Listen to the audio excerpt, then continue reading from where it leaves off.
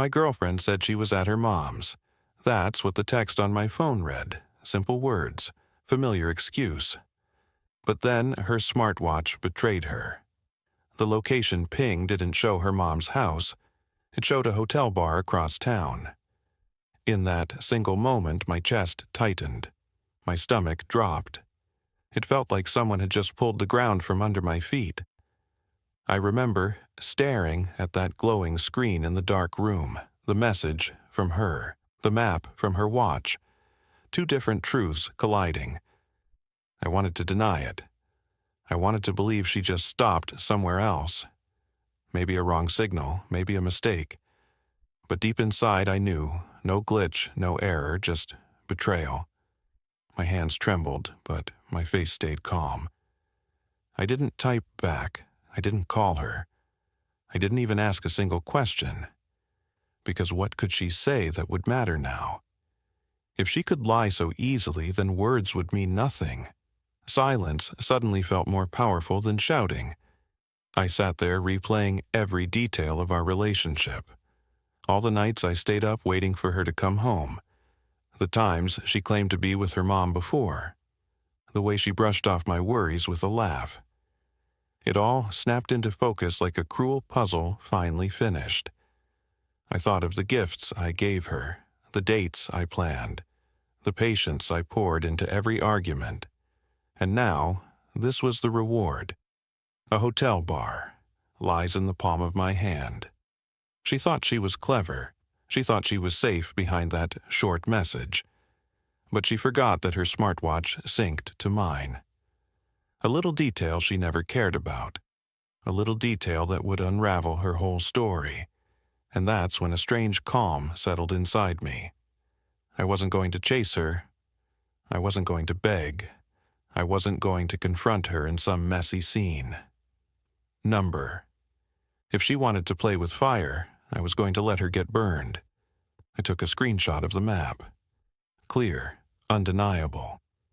Location blinking at the hotel bar. Then I opened a new message. Not to her, to her mom.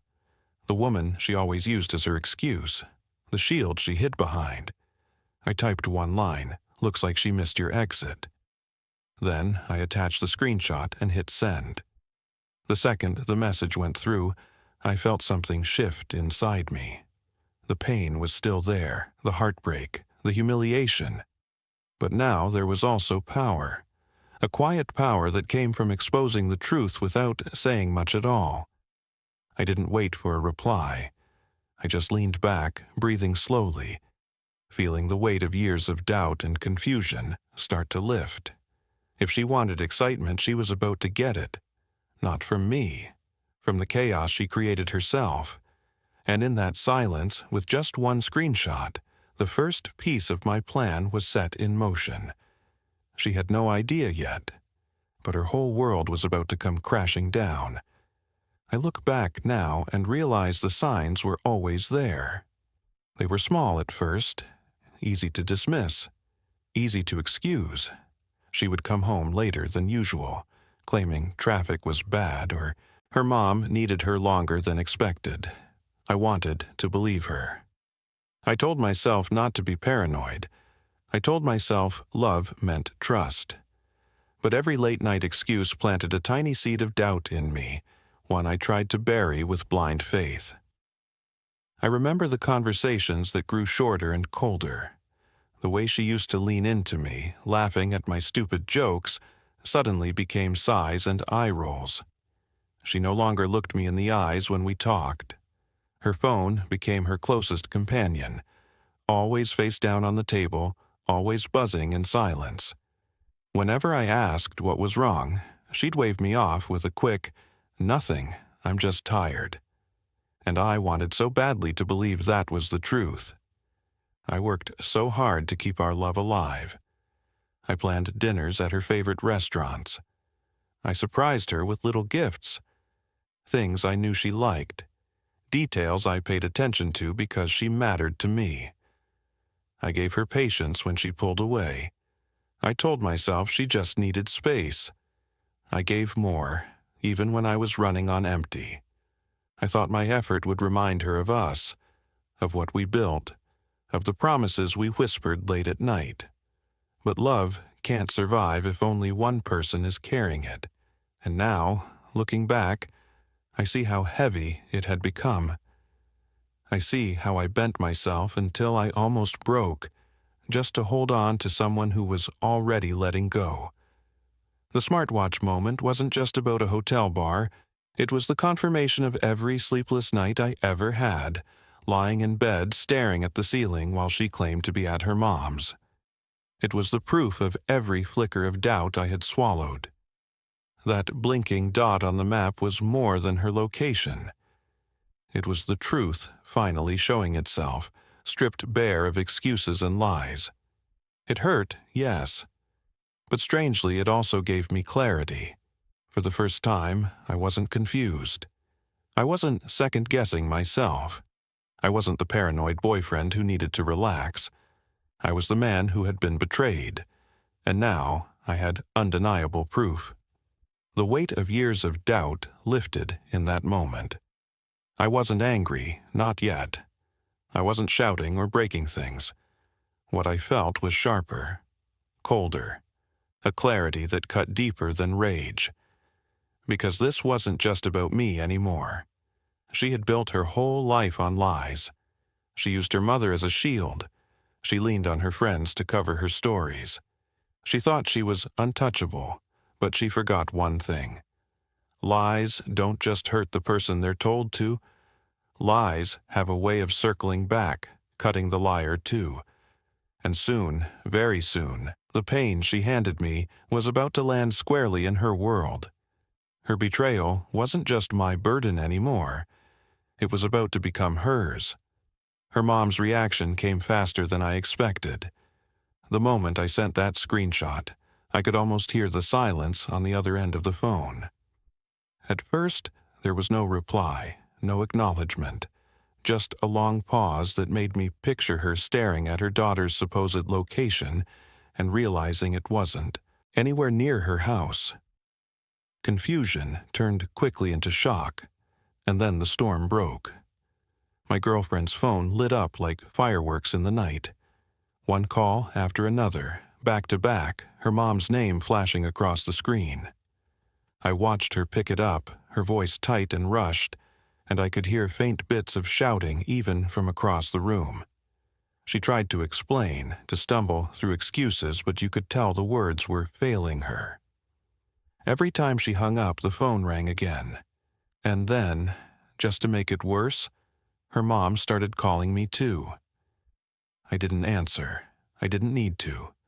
For once, it wasn't my job to justify or explain or chase after her. She was the one scrambling, her lies collapsing one by one. I could see it in her face, the mask slipping, the panic setting in, the realization that she had been caught not just by me but by her own mother. She turned to me then, phone in hand, eyes wide and frantic. "Why would you do that?" she asked, her voice trembling. I didn't answer. I didn't yell. I didn't even raise my eyes fully to meet hers. I just let the silence hang in the air, heavier than any argument could ever be. She called me next. Even though I was sitting just a few feet away, my phone buzzed with her name lighting up the screen. Call after call, text after text, pleading for me to answer. But I stayed still, calm, detached.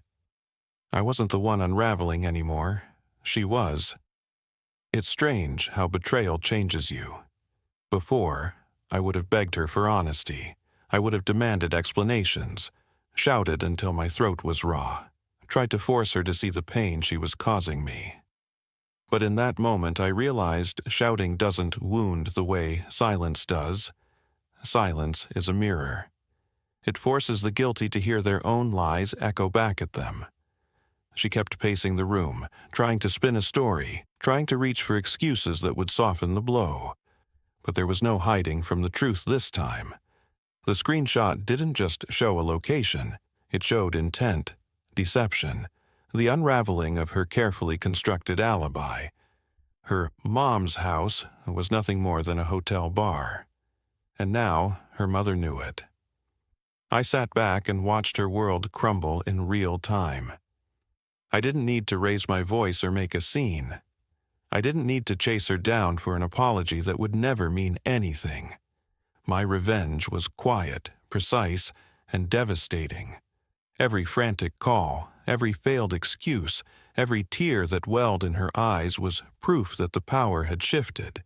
For once, I wasn't the weak one holding on. She was, and I had never felt calmer. The chaos only grew louder as the night stretched on. Her mom's voice, once the warm presence that always defended her, had turned sharp and unyielding. I could hear the edge in every phone call, the clipped tone of a woman who no longer believed her daughter's excuses. Her family, who used to treat me like the outsider who had to earn his place, suddenly had no defense left for her. They weren't asking me for answers. They were demanding them from her. Her phone buzzed constantly, message after message, voice note after voice note. I watched her scroll through them, her face pale and trembling. "It's not what it looks like," she typed back desperately, fingers flying across the screen. She said it again and again, as if repetition could turn a lie into truth. But her words sounded hollow even to her. I remember sitting there, staring at her while she typed, and feeling this strange detachment. Once upon a time, I would have leaned in, desperate to understand, desperate to believe.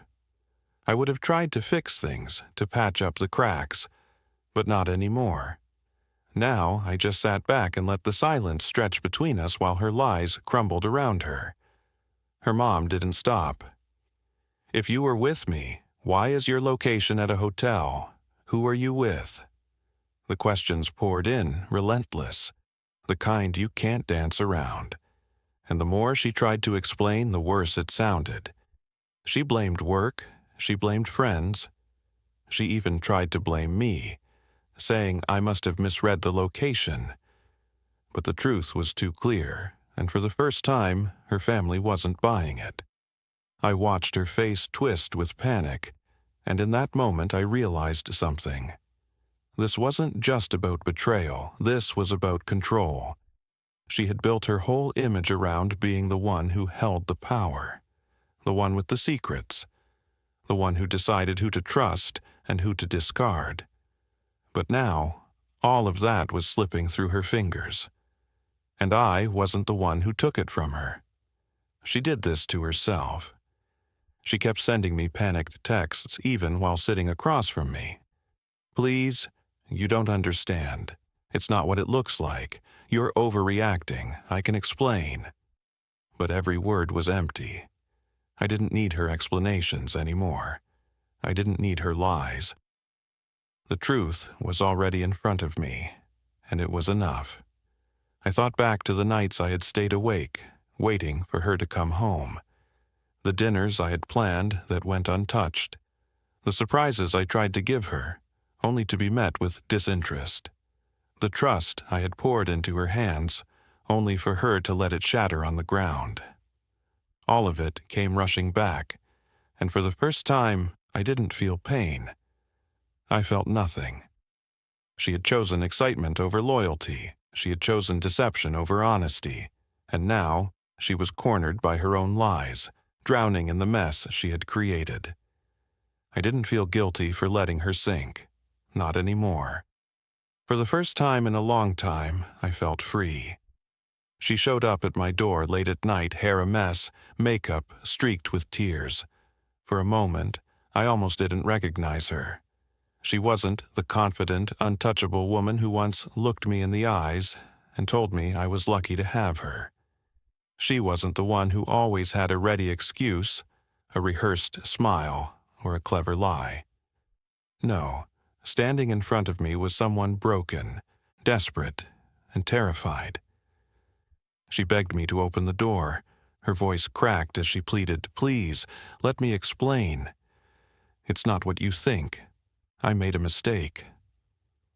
She said the words I'd imagined hearing countless times in my head, but when they finally came, they didn't matter.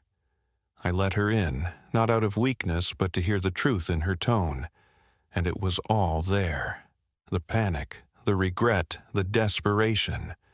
But there was one thing missing: sincerity. She wasn't sorry for what she did. She wasn't sorry for lying. She wasn't even sorry for sneaking around while I sat at home waiting. She was only sorry that I had exposed her, that I had involved her mom, that I had left her nowhere to hide. She tried to shift the blame, her voice rising, trembling between anger and sorrow. "You didn't have to send that screenshot. That was cruel. That's my mom. You embarrassed me." I stared at her, calm, in a way I never thought I could be. "No," I said quietly. "You embarrassed yourself. You lied. You cheated. You put yourself in that bar, not me. All I did was stop covering for you." Her sobs grew louder. She dropped to the couch, clutching her head in her hands, muttering excuses that meant nothing. I stood there, watching her, and realized that the girl I loved no longer existed. Maybe she never had. Maybe I was in love with the version of her I created in my mind, the one who would never hurt me, who would never betray me. But reality was sitting in front of me, and it was uglier than I had ever imagined. There was no screaming, no dramatic fight, no smashing of dishes or slamming of doors. Just silence. A silence that weighed heavier than any argument ever could. And in that silence, she finally understood that I was done. I walked to the door, opened it, and said the words I thought I'd never be strong enough to say: "We're over." She froze, staring at me as if the world had just ended. "Please," she whispered, "don't do this. I'll change. I'll do better." But her promises were nothing but smoke, drifting in the air, vanishing as quickly as she spoke them. I didn't respond. I didn't need to. I stepped aside, and after a long, painful pause, she stood up and walked out. The sound of the door closing behind her wasn't loud. It was soft, final, like the closing of a chapter I no longer needed to keep rereading. That night, for the first time in months, I slept without tossing, without waiting, without wondering where she was or what she was doing. I woke up lighter, stronger, freer. Betrayal had broken me, but it also rebuilt me. I learned that sometimes the best revenge isn't screaming or fighting. It's exposure. It's letting the truth speak louder than the lies. I didn't lose her. She lost me. And when I finally walked away, I realized the truth. She was never worthy of the love I gave, but I was always worthy of something better.